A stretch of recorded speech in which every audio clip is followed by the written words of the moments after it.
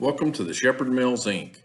From alpaca to yak, the Shepherd's Mill creates an exquisite yarns and fabrics from the nation's finest natural fibers. If you desire marketable product from your own fiber-producing animals, artfully conscious created interior design or fashion products, or U.S.-sourced, U.S.-produced netting, weaving, or crochet yarn and hand spinners roving and other fine fiber arts supplies, we're here to help. If you have fiber to process at the Shepherd Mill, our goal is to provide you with a quality finished product that we will be happy using and proud to sell. As a producer, you may know exactly what you want. If so, we ask a few questions and do our best to meet your specifications. What sets the Purina goat mineral and the Purina wind and rain sheep mineral apart from other minerals that are on the market is because they are designed by folks that are in the business. We work very hard at the Purina Animal Nutrition Center in Gray Summit, Missouri to maximize efficiency, to increase the number of lambs that we have on the ground, and I know the goat herds that we work with are on the same role as us. The best way for producers to ensure that they don't have a mineral deficiency is to supply a quality mineral. That's where we have worked so diligently on the Purina goat mineral and also the wind and rain sheep mineral to provide myself and other producers an opportunity to decrease problems. From the reproductive standpoint, vitamins and minerals play a huge role in sheep and goat. That's where we have found the biggest contribution to our operation in terms of AI and embryo and then conception on first-time service. So there's a distinct role that the minerals play in repro for us. That's what makes us unique and different, is because we're creating products that work for us.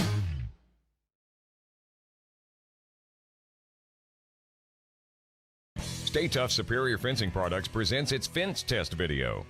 During this video, you'll witness the strength and resilience of a Stay Tough fixed knot fence compared to a standard hinge joint fence, as both are hit by a full-size truck. Stay Tough fence is made of high tensile wire that's 3 times stronger than low tensile wire and will stretch less than 1%. Low tensile wire will stretch more than 10%. Both fences were installed under identical circumstances and using the same tooling and fence design.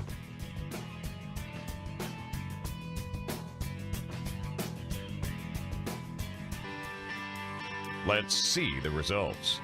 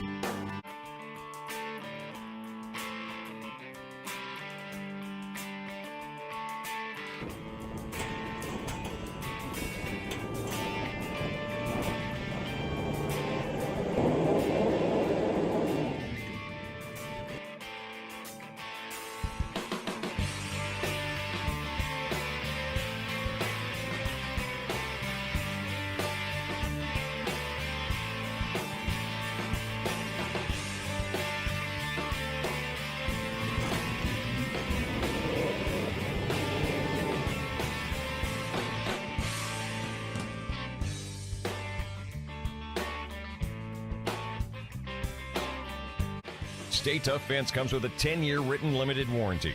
Contact us at 1-888-223-8322 or visit our website to find a dealer near you. Stay Tough Superior Fencing Products. Stay strong, stay tight, stay tough. Although 2020 has been challenging for us all, it has also given us many reasons to be optimistic about the future of the American lamb industry.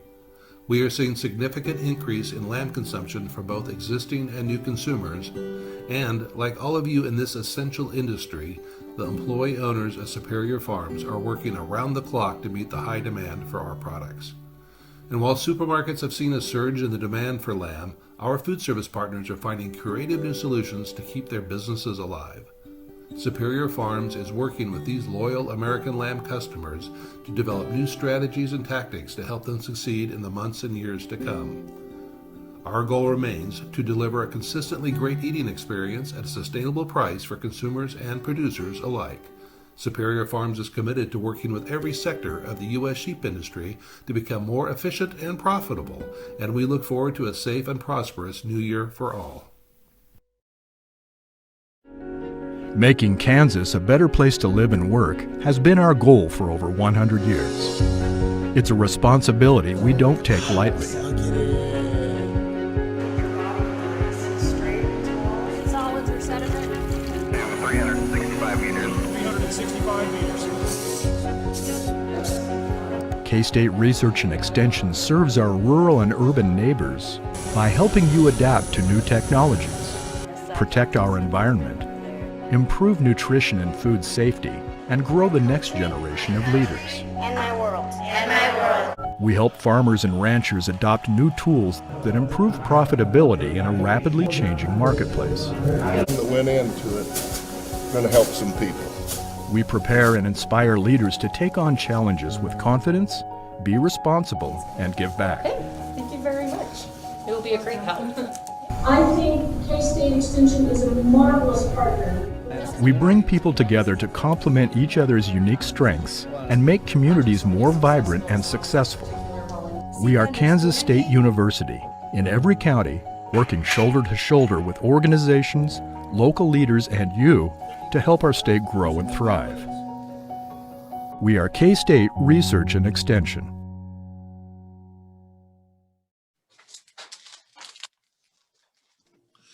All righty, just want to check the mic. Is Dr. Allison on? Yes, I'm here. You want to say something? I guess I'll say that I'm glad everybody's here, and I see that Shane's on as well. And I guess since this is a recorded presentation, we're not doing questions during it really, but we'll both be happy to take any questions afterwards. And I look forward to talking to people throughout the day. And Shane, you want to pop in and say hi and maybe tell a little bit about yourself and up front, and in that way they'll know a little bit about you. Yeah, sure. That's great. Hello, everybody. Thanks for the opportunity. I echo what Allison said. We're just excited to be here and looking forward to the opportunity to discuss this. You'll see in the presentations, I think we're both pretty excited about the opportunities that exist in the multi-species grazing arena. And just a little bit about myself. I think it's probably in the presentation, but I live north of Emporia in Allen, Kansas. But my brother and I are in the custom cattle feeding business. And so we've got a 19,000 head yard at Harrington and a 13,000 head feedlot at McPherson. And we also take care of about 9,000 head of Flint Hills grass cattle every year. But of course, today I'm going to be sharing with you about co-grazing some sheep. I'm very excited about the possibilities of that and what it's doing to our pasture systems. And so once again, just thankful for the opportunity and look forward to having lots of questions at the end. All right, well, we'll go ahead and get started, and remember to go ahead and type your questions in. I know we haven't had a lot of questions, and it's hard to ask questions this way, and if we have time, we'll just let you ask your questions at the end if you unmute and ask, and then that way they can answer them direct, and we'll try that too if you don't want to type them in. So with that, we're going to go ahead and get started. There we go. Okay, well, good to see everybody. So yeah, I was asked to talk a little bit about multi-species or co-species grazing using sheep and or goats.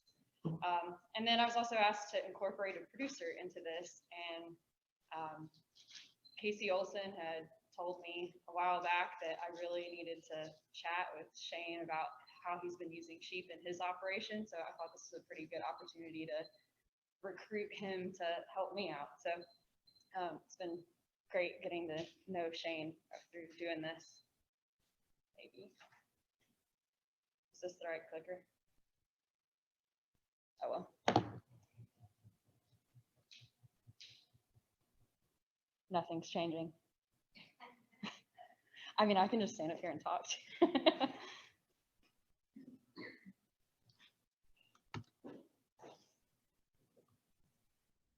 Oop.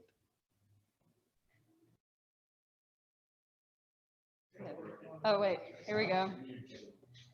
Something happened. Okay, yeah, now this clicker's even working now. Okay. Everyone just had to get up. Okay, so different types of management systems when we're talking about grazing. A lot of people say co-species or multi-species, and there's a lot of different terms out there. So continuous is kind of what most people are doing throughout the US. So utilizing one large parcel or maybe a couple of large parcels of land, and then keeping cattle, sheep, goats, whatever it is, out there on that land for the entire grazing season, possibly only moving them a couple of times if you have a couple of large tracts of land. But really no management within that system. And then there's controlled. So that's implementing any type of grazing system other than continuous. So you're controlling your grazing in some way, shape, or form. And then within that, we get co-grazing and multi-species grazing. So co-species, utilizing 2 species, multi-species, you're utilizing 2 or more. And within that, we can use strip grazing, which I'll talk about as well. Okay, so continuous grazing, you're maintaining those animals on one pasture for an entire season. I include it if there's just multiple large tracts, just because you're not putting pressure on any of the grasses in that system.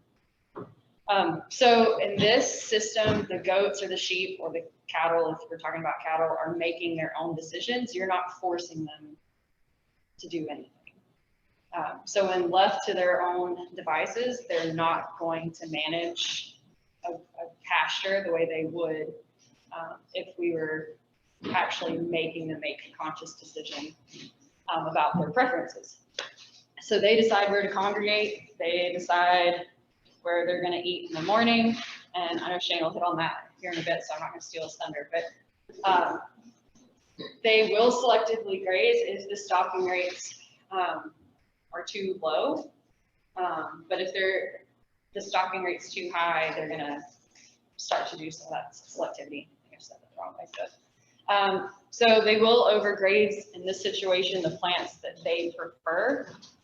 So especially when we're using cattle or sheep or goats in behind the cows, and we're in this continuous system, they're just not going to have that pressure on selecting what's not been selected by the other species. So if you have cows grazing their grasses, and then in behind them, going into the sheep and goats and these other systems, the sheep and goats are going to target what they want. And there's no grass that otherwise they might have eaten. So that's the bonus of using some of these non-continuous grazing systems. So forage availability may be ideal. It could be too high or too low during or throughout your grazing season, depending on the environment and what's been happening climate-wise. So you have to adjust your stocking density according to that, which can be an issue if you're only using one pasture.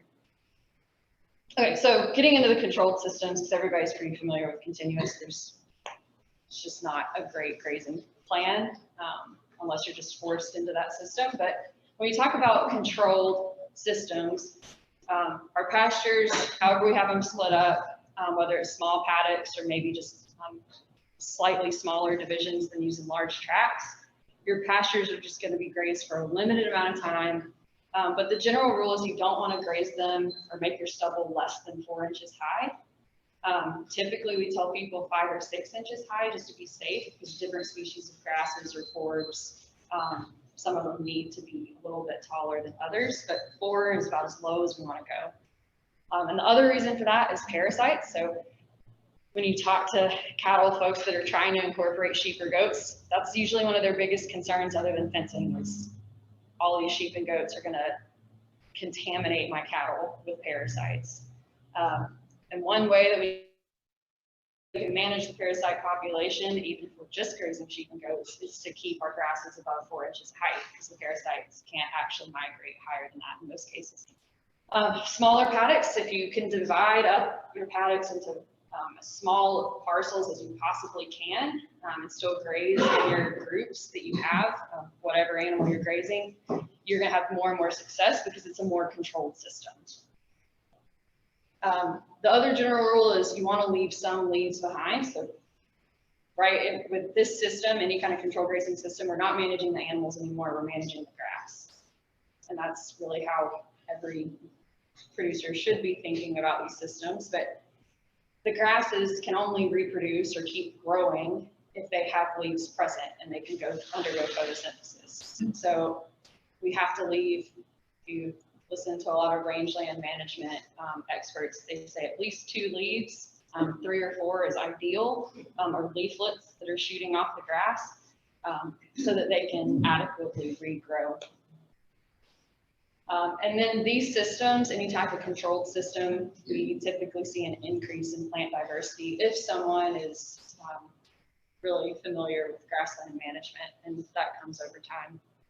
Okay, so uses, pasture improvement. It's a great way to improve pastures if you're, especially if you're going to include goats or sheep into a cattle operation.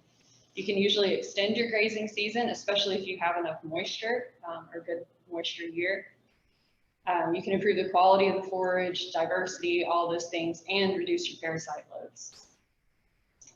Okay, so strip grazing. This is kind of a picture down here of goats strip grazing. So you can see they kind of have a semi-permanent electric fence as a perimeter, but then in between they have this net fencing, and so you can actually move that. And so you can start with a smaller area and then just keep moving them into different sections, but you're just grazing in long strips typically. And so those goats or the sheep are going to move with that fence line, and you can do a lot more controlled type grazing in those situations. So we can implement this alongside or within a controlled grazing system, and you can use it in larger paddocks that you don't necessarily want to build a permanent fence. This is also a really good thing if you have pastures that have a lot of different or varied landscape. Because sometimes sheep and goats want to target certain areas more than others. Sheep like to be up high, and so they're going to hit hilltops really hard. And so this is a way that if you, maybe when you're coming back through in a rotation, you don't want to graze that hilltop again because it just hasn't recovered because they hit it so hard, you can cut it off with your strip of semi or non-permanent fence.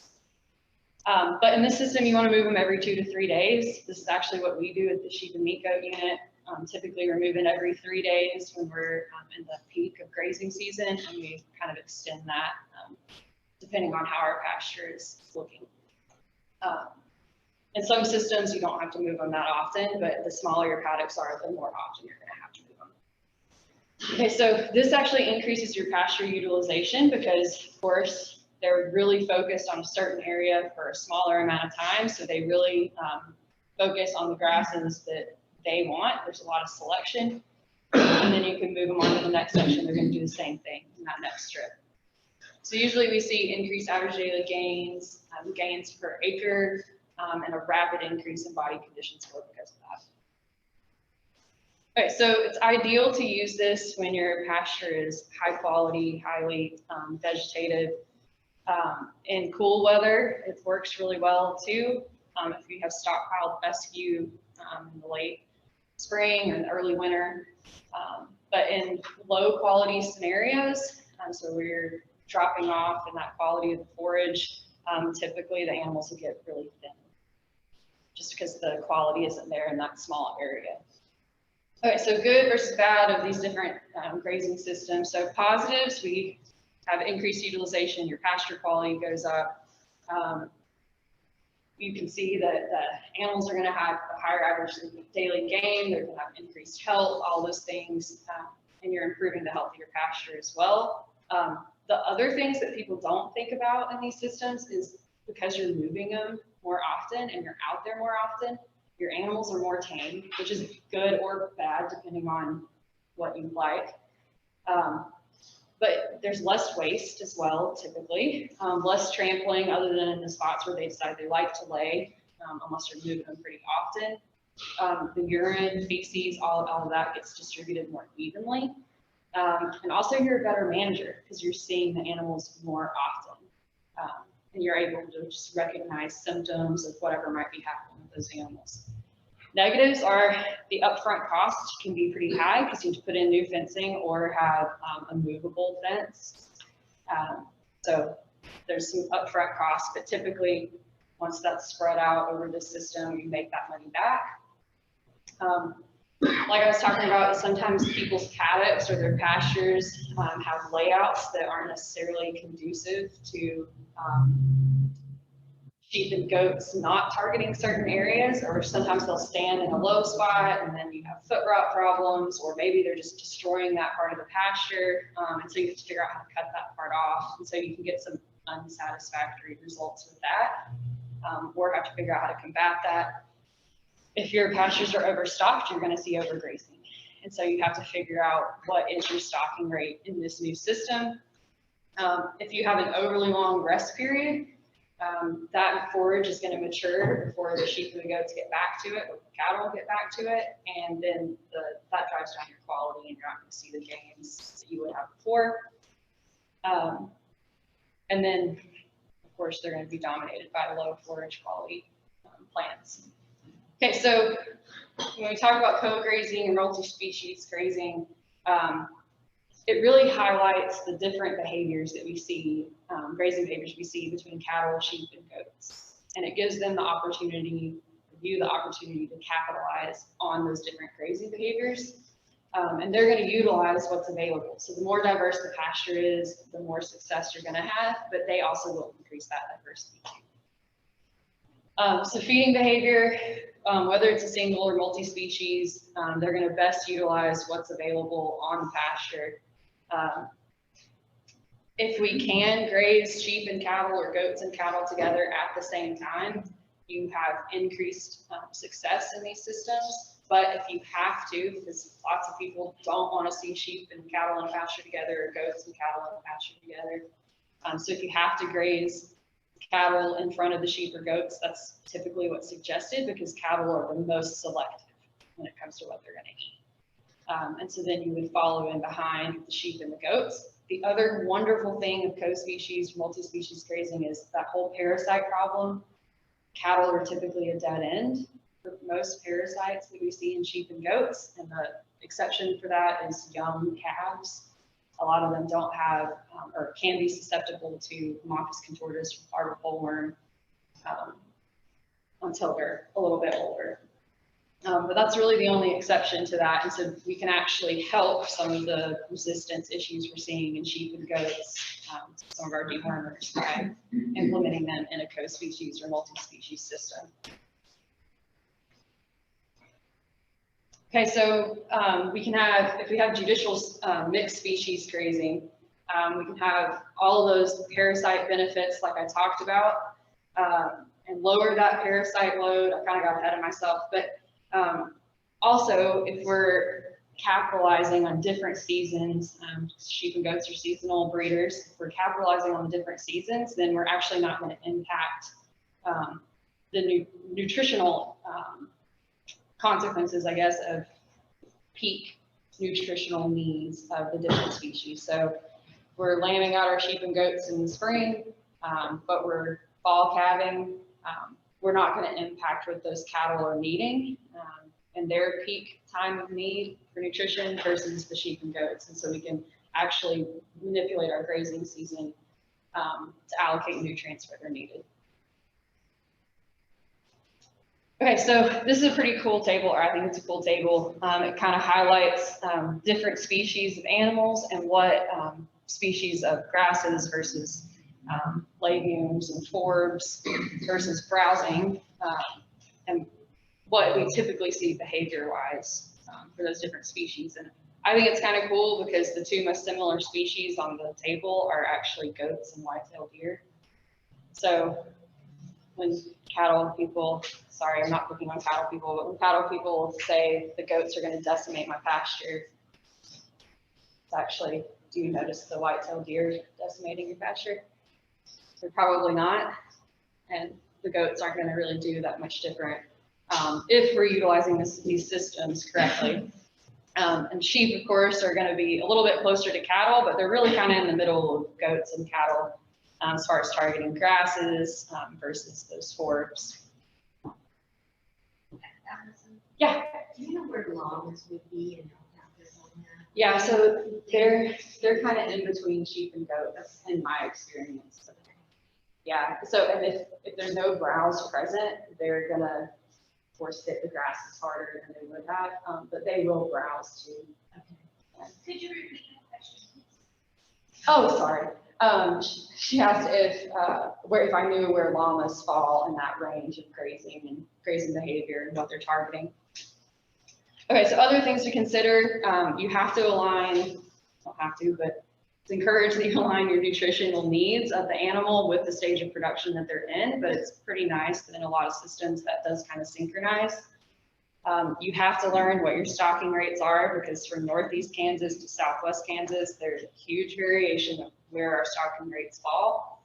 And also depends on if you're doing improved pastures versus native pastures and all of those things.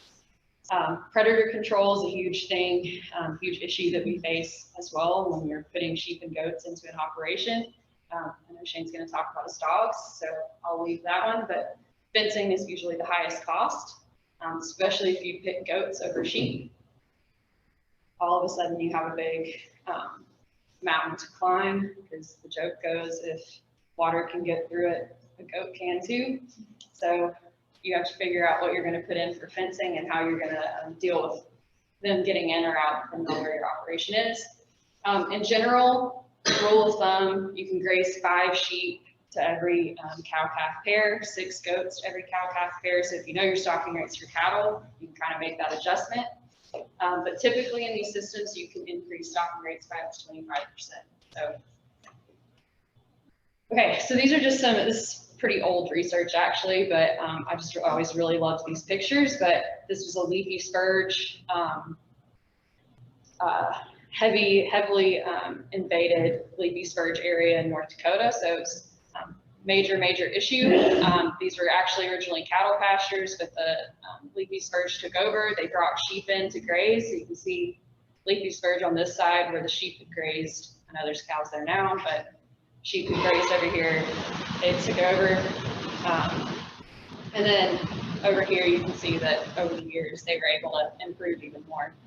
And then same thing in this picture. There were no sheep over here versus sheep over on this side. Took away the leafy spurge. I can yell louder. Oh my God. You want to heat, you got test. Yeah.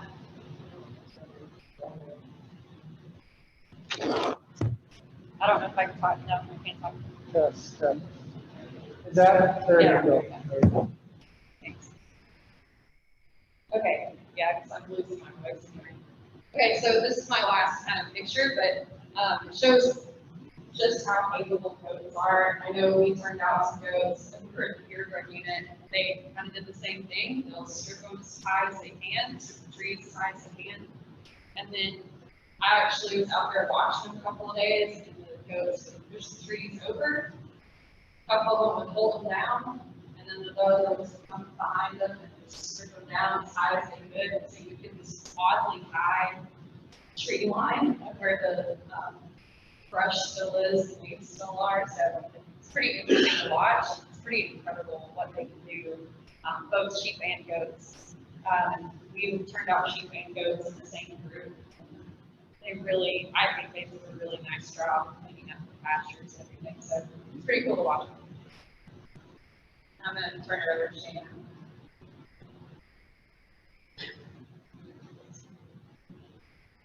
Thank you.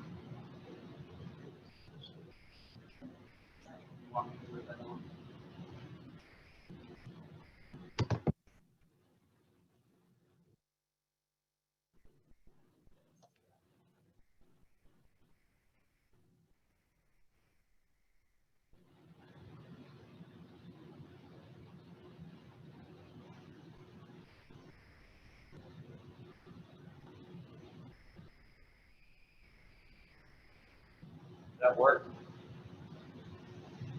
Still need this, or do I just talk loud? All right, how about that? Well, I see some familiar faces behind the mask, but for those of you that don't know me, my name is Shane Tiffany, and my brother Sean and I own and operate Tiffany Cattle Company. We have a feedlot at Harrington, and then we have another feedlot at Marquette, Kansas. In addition to that, so between those 2 yards, we feed about 65,000 head of cattle a year. In addition to that, we have an extensive grazing program in the Flint Hills here. We take care of about 9,000 head of yearlings throughout the summer, and we also farm a lot. So I'm the crazy guy that they bring in to actually talk about, you know, some of this on a production level, someone that's trying it big. I say all that about the cattle to obviously tell you today that I am talking about sheep. 2 years ago in 2018, in October of 2018, I went on a trip, a beef advocacy trip. There was a bunch of us going down to Australia to help them with the feedlot sector. And while I was down there, I was noticing how beautiful their pastures were. And here's this cattle guy from the U.S. down there trying to help them learn more about cattle. And I asked them, why do your pastures look so great? And they looked at me like I was stupid. And they said, well, we co-graze cows with sheep.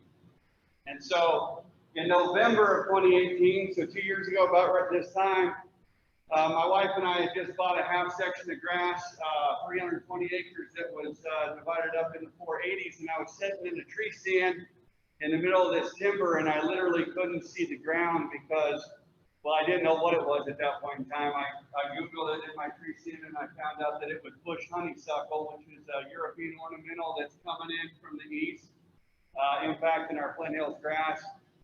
Of course, we've been using chemical to control Lespedeza and everything else. And so anyway, I looked on that Google and I said, what's, you know, looking up the control, and one of the controls was sheep. And so I thought, well, this particular place that we bought had some woven wire fence around it. So I thought, well, man, maybe I can find someone that'll just come in and run some sheep real quick through here and get it ready for my cows and yearlings. And long story short, Allison hasn't heard this. I called someone at K-State, and we're about a half hour into the conversation, and they're like, man, you sound like you know a lot about grazing. They said, but I didn't catch your name. And I said, it's because I didn't tell you my name. And they said, no, seriously, who is this? And I said, Shane Tiffany. And they were like, oh, this is going to be awesome. What a respected cattle guy in Kansas going to start doing some sheep. So I've got a lot of flack about it, but it's been unbelievable. So in November, or in 2019, long story short, I got 750 ewes that were dropped off. I don't own them. I'm just custom grazing them. 750 ewes and a dog. And they're hair sheep. And so they shed their wool. I don't know how familiar you guys are with those. These in particular are the Easy Care breed. They're 50% Romanov, 25% Dorfer, and 25% Cotton meat sheep. And so we started last year, and we went, at that point in time, we just had 320 acres in 480 acres, and we just left them on an 80 a week, and we rotated them like that. And we got along great, and they did a lot of phenomenal things, but believe it or not, they left so much grass that I wintered, took care of 50 head of dry cows over the winter, and then this year we did 550 ewes and 35 pairs in a co-grazing situation, and we added another 80. So we got them early in 2019 because that bush honeysuckle in particular, the reason why it's so invasive compared to our native species is it greens up earlier in the spring. And so it suppresses the sunlight that's available to our native brush that's in our timber and chokes it out. So I wanted to make sure we got ahead of it. So we started early. Sonny comes every year on the semi. It's pretty funny to when they roll up to see the dog's head poking out. He is extremely gentle with my kids. He won't let me touch him for whatever reason. They say dogs are a good judge of character, so maybe that's the case. But the kids and my wife can pet him. We feed him every day. There's a benefit to that, like Allison talked about, because we see those sheep, we see the cows every single day, and we watch it. I'm not 100% familiar with the guard dogs. He is Anatoly from Turkey, a Turkey shepherd dog, livestock guardian dog. They tell me that 2 of them will hunt, 2 or more will hunt, 1 just patrols. If you were to go out with me to the sheep in the middle of a summer day, you would think that that dog is worthless. You really can't see him. He's usually, I mean, I can take you to where he'll be in the pasture, but he's usually got some spring down in, you know, some brushy area where he's laying down by the water and he's just shaded up. If you were to go out there at midnight with me, he would have the sheep bedded down and he would just be patrolling. You can just hear him running nonstop, just patrolling his area. He does a phenomenal job. This year we got 544 ewes and I sent back 542. So everyone always told me when I was getting into this that predation was going to be the bane of my existence, that I was just going to get decimated with the coyotes, and that has not been the case at all. Just to show you kind of that timber area that I was talking about, you can see May of 2019 and what the sheep do. They literally defoliate everything up to where they are. I joked about at Garden City 2 weeks ago, I wish I would have seen Allison's presentation 2 years ago. Everything that she talks about is exactly how it plays out. They graze on the hilltops more than any other place. I've learned that generally, if you want to know the behavior of a sheep, just act like everything's out to kill you. So they like to stay on high ground and where they can see. They will overgraze certain areas. They do prefer some of the clover and the Korean Lespedeza that happens to be in some of these pastures. But they've done a remarkable job of what I wanted to do. In fact, they've done it so well that some of their preferred forages are leaving. I wanted them gone, but now the sheep is working so well that I kind of want enough to keep them around too. And so it's kind of this weird situation I find myself in. Here's just how thick that vegetation was. You can see. I mean, you can't even walk through this. It's not like our typical native timber. Obviously, we always have some low-growing shrubs. Just borderline ridiculous.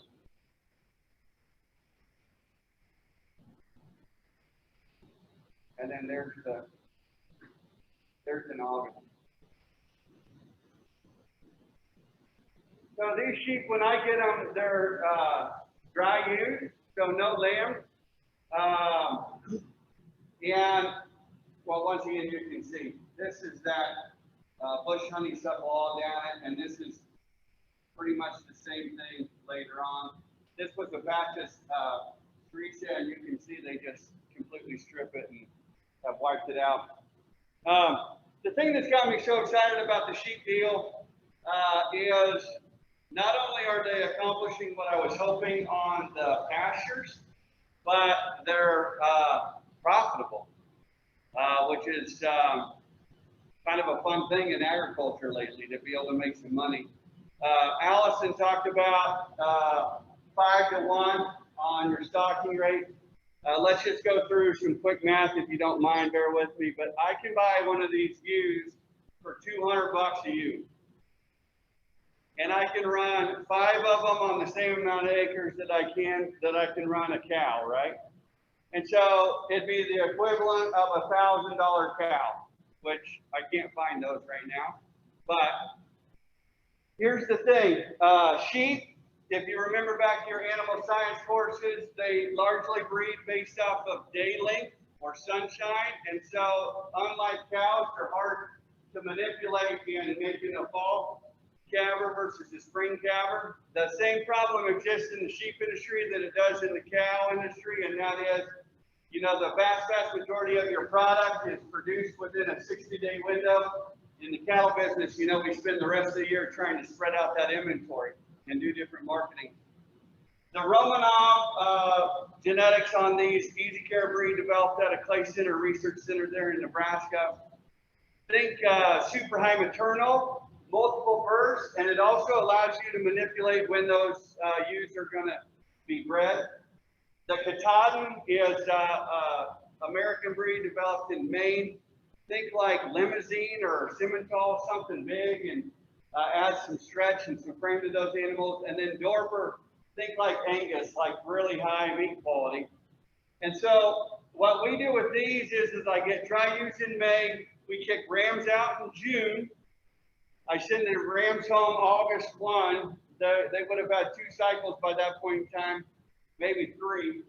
And then they're coming to pick up these ewes in October, and they're lambing about October 15th. And so what you want to do is in 60 days, you would wean those lambs, and they would be marketing them in February. Historically, February to March is your high market for your sheep and goats. I looked the last 3 years, the average price per pound for like a 60 to 70 pound lamb in February to March has been about $2 a pound. The reason why it's high then is because the Christians want them for Easter, the Jews want them for Passover, and the Muslims want them for Ramadan. And so they go mainly to the south, but the market's high then. These ewes that I had this year, they actually lambed out 1.9 lambs per ewe. And so they're hoping to wean 1.7, but so I can do the math in my head. Let's say that you only wean 1.5. Well, if you got a 60-pound lamb at $2 a pound, that's 120 bucks. Times 1.5 is 180 bucks. They can almost gross and pay for that ewe in 1 year. I mean, we can't come anywhere close to that on our cows. And so I'm not saying let's do away with everything and go to the sheep, but I think that it's a necessary, it fits in well. The last thing I'll say, I know many of you are thinking, yeah, but what about fence? I did start out with woven wire fencing on my perimeters and my cross fences. I just had 5-wire barbed wire fences, and I added 2 more wires. So one between the bottom and the ground, and then one the next level higher, and I haven't had any problems. It's just like when you're running a yearling, as long as you keep groceries in front of them, they're not testing my fences. Since the point in time that I started this, I've had neighbors contact me and the boys and say, hey, if you'll put the fence up, will you graze your sheep on my land? We've added another 80, and I've got another guy wanting to add another half section this year. I mean, it's just been incredible to watch people's opinions as we started, and then they can see the high quality pasture that I'm creating, and they're reaching out to me to see if we can do more. So I'll stop there. I know I'm keeping you between lunch. Is there any questions? I don't own the sheep. I get 15 cents per head per ewe per day. 15 cents per head per day. And so once again, for me, I'm getting the benefit of my pastures looking like this versus them looking like this. And I'm making about double what I would running yearly. And so it's real. So are you going back on there with cattle? I'm co-grazing them with cows now. So I had ewes with cow-calf pairs this year. So I'm doing both at the same time. Allison didn't say in her talk this time, but she told me last 10 days ago when we were together, I said, when I have the sheep with the cows, they'll graze beside each other, but I very rarely, if ever, see the sheep like intermingled in with the cows. She said, that's not the sheep and cows, that's the dog. And she's right. Now that I think back, that dog will keep those sheep away from anything that it perceives as a threat. Her research would say that if the dog was removed and you had bonded those sheep with the cows will actually keep some of the predation at bay as well. Because when a predator comes, the sheep go in with the cows and the cows protect them like they would a cow. But the dog does a good job of separating. It's really funny to watch the dog. They're very habitual in how they graze. If you were to tell me what pasture they were in and what time of day it was, I could tell you where the sheep are. They graze in a circular pattern, and they have a place each pasture where the dog beds them down at night where they like to be. And so you do get a little bit heavier urine and manure load there, but once again, it hasn't been an issue. It's been just a really good thing. So I'm getting them May 1 and getting rid of them October 1, so 180 days, just like a cow full season. Kind of getting them April 15. I burned this year, but I'm not going to next year. You know, Allison really talked about 4 inches, and I just want you to remember, like I like my yard. I'm a big yard guy, landscaping, and I like a pretty yard. I mow my yard at 4 inches. It's not like that's really tall, you know? And so, but she's exactly right. I try to make sure that they don't have everything stripped when I rotate them because I want some regrowth on the end. And so we've just learned in 5 80s, we spend a week in 80, and so every 80 gets a month rest before we come back in. Can you just turn the body out with them then? When you send them back over. Yeah, so the ewes come in May, the rams come in June, and then we pull the rams off. They go back home and they're bred when I send them back. They're very heavy bred. We sent them back October 3rd this year, and they started dropping lambs October 10th. I was going to say, yeah. You're your lady ewes now. Yes, absolutely. The reason why I don't own them, even though it's extremely profitable, is I told you what I really do for a living. I don't have time. If I was to really do this hardcore, I would take my 400 acres and I'd split it up to 10-acre patches, and I'd move them every day if I had the time. The ability to be able to push your stocking rates and get more bang for your buck out of these pastures is incredible. Part of me hates telling people about this because I can literally buy ground in the Flint Hills right now and come really close to cash flowing it in a year. Like no out of pocket, like the co-grazing, the money that I'm making co-grazing sheep with the cows, I can almost cash flow my land payment. So tell everyone except Lyon County. I get these from Joseph Hubbard from Oldsburg. Yeah. Don't tell anyone else that either. No, Joseph and I were working great together. He's extremely happy with the quality of ewes, and I'd like to think that we do a good job of taking care of them. So it's a good partnership. Yes. I would love to try some goats, but I'm scared that there's not a fence known to man. Where this is at, you saw in that first picture, there was a cemetery. So just north here is Allen, Kansas. I live just outside of Allen. This ground that I'm talking about borders not only town, but it borders the rails to trails. And so I was really concerned. I'm going to bring in this dog. You know, some young family's going to come out and go on a trail ride on rails to trails, and this dog's going to have a kid get bucked off, or some lady from town's going to be walking her little chihuahua and he's going to kill him dead. I haven't had any problem. No problems. But I'm probably going to throw 20 goats in there this year just to see what happens. But they actually have told me that the biggest problem is with the goats, if they have horns, you're pulling them out of your fence all the time. They stick their heads in and then they can't get them out, and you got it. Yeah, there you go. Any other questions? So do you have any problem with the rams being in with the cows, rams picking on the cows or anything? Or where they pretty much focus on the use. I think what we're going to do is we're just a little bit behind, but since the food's here, what we're going to do, go ahead and do is break for lunch. And then we'll have Sandy come on. So what we'll do is we'll just kind of eat lunch, keep things moving to get everybody home and minimize our time here all together.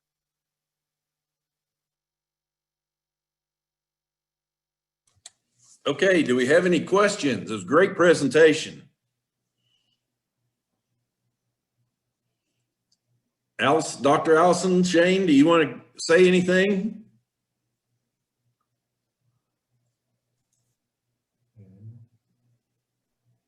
Go ahead, Doc. Do you have anything?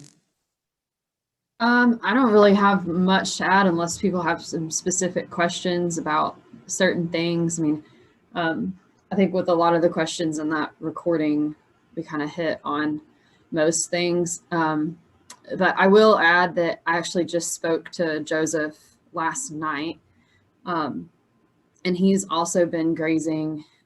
He bought some wool sheep for his personal operation to add on with the Easy Cares.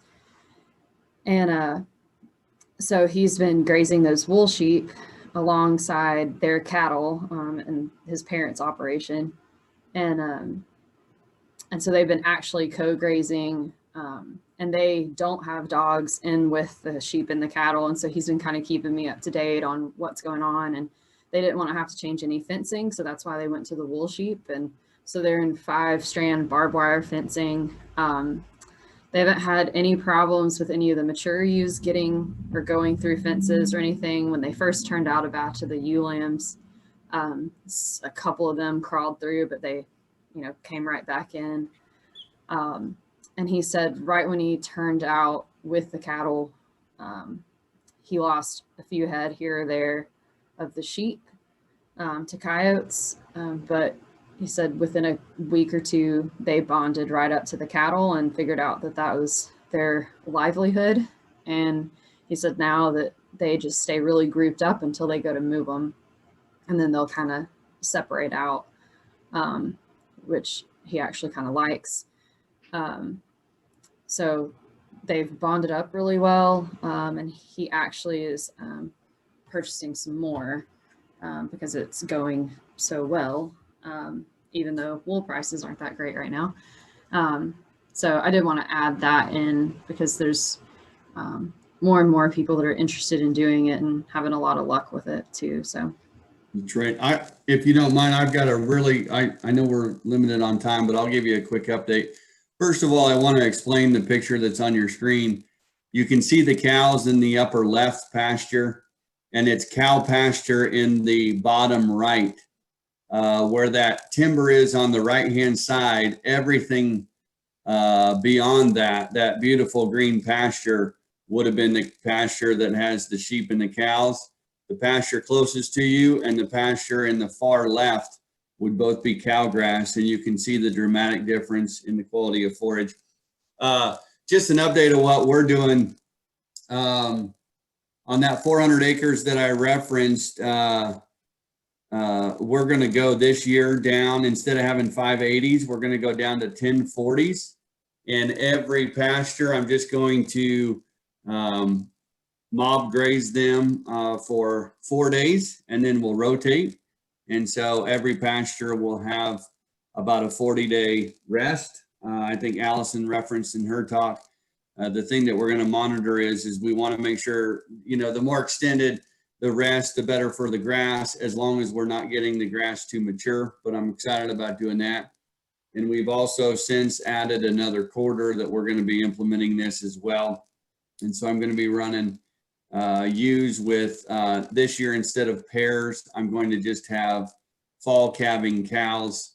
And, we're hoping to push our numbers somewhere around 700 ewes and 65 cows. And so pretty excited about what's going on. Extremely interesting, the improvement in the grass, and just looking at the scalability and continuing to move forward. But it's an exciting time, learning every day. This is Ron Gibson. I have a comment to make. I dropped in unannounced at Joseph's place there about the first week of November. And Danielle, Joseph's shepherd they were lambing ewes like crazy. And I asked her, I said, Danielle, what in the world did you do to these ewes? Because I've never seen these ewes look so good. And they were lambing at, multiples, and ewes were milking well. And so it just goes to the better you feed, the better production you're going to have. And yeah, I think it worked really, really well for him this year.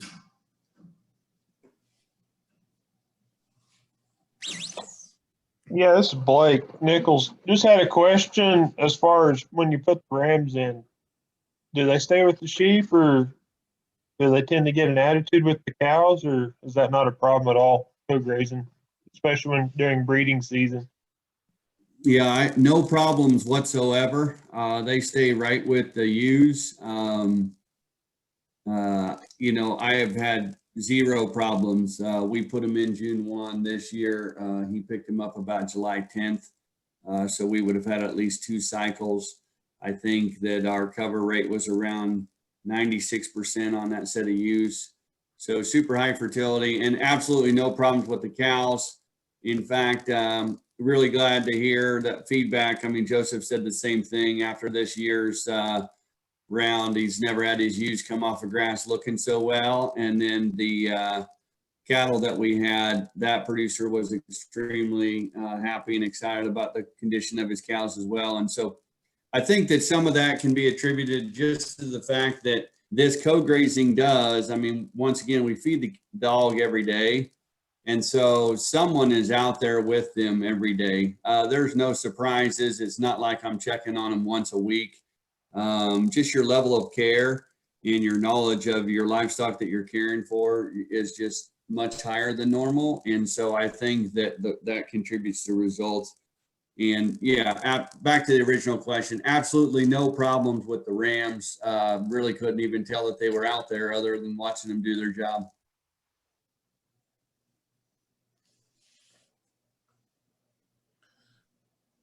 Do we have any other questions?